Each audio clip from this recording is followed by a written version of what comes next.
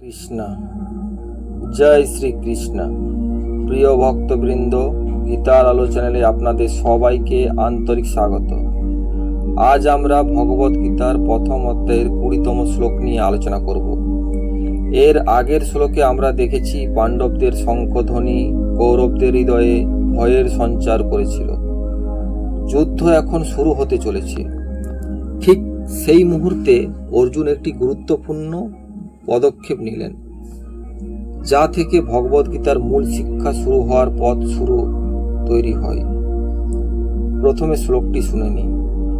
অথ ব্যবস্থিতান দৃষ্টা ধার্তরাষ্ট্রান কপিধ্বজ প্রবৃত্তে শস্ত্র সম্পাতে ধনুরুদ্যম পাণ্ডব।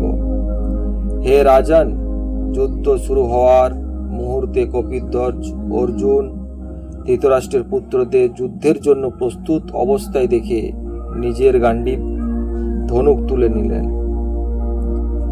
বন্ধুরা, এই শ্লোকটি খুবই গুরুত্বপূর্ণ, কারণ এখান থেকেই অর্জুনের অন্তরের পরিবর্তনের সূচনা হয়। অর্জুন ছিলেন বিশ্বের অন্যতম শ্রেষ্ঠ ধনুর্ধর। অসংখ্য যুদ্ধে তিনি বিজয়ী হয়েছেন, কিন্তু কুরুক্ষেত্রের এই যুদ্ধ ছিল সম্পূর্ণ ভিন্ন। এখানে শত্রুপক্ষের অনেকেই ছিলেন তার আত্মীয়, গুরু, বন্ধু ও পরিচিত মানুষ। শ্লোকে অর্জুনকে কপিধ্বজ বলা হয়েছে। এর অর্থ তার রথের পতাকায় মহাবীর হনুমানের প্রতীক ছিল। হনুমান শক্তি, ভক্তি, সাহস এবং ঈশ্বরের প্রতি অটল বিশ্বাসের প্রতীক। তাই এই নামটি শুধু একটি পরিচয় নয়, এটি অর্জুনের আধ্যাত্মিক শক্তিরও পরিচয় বহন করে। অর্জুন ধনুক তুলেছিলেন যুদ্ধ করার জন্য, কিন্তু যুদ্ধ শুরু হওয়ার আগে তিনি চারপাশের পরিস্থিতি ভালোভাবে দেখতে চাইলেন। একজন জ্ঞানী মানুষ কখনো না ভেবে সিদ্ধান্ত নেন না। এই শ্লোক আমাদের জীবনের জন্য একটি বড় শিক্ষা দেয়। কোনো কঠিন সিদ্ধান্ত নেওয়ার আগে পরিস্থিতি বুঝতে হবে, আবেগকে নিয়ন্ত্রণ করতে হবে এবং সঠিক বিচার করতে হবে।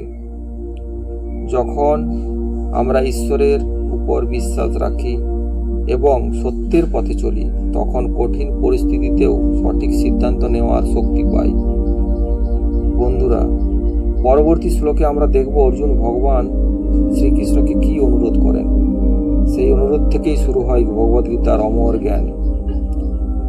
আমাদের আলোচনা যদি আপনার ভালো লেগে থাকে, তাহলে গীতার আলো চ্যানেলটি লাইক করে আমাদের পাশে থাকুন, সাবস্ক্রাইব করুন এবং পাশে থাকা বেল আইকনটি চাপুন। হরে কৃষ্ণ। জয় শ্রীকৃষ্ণ।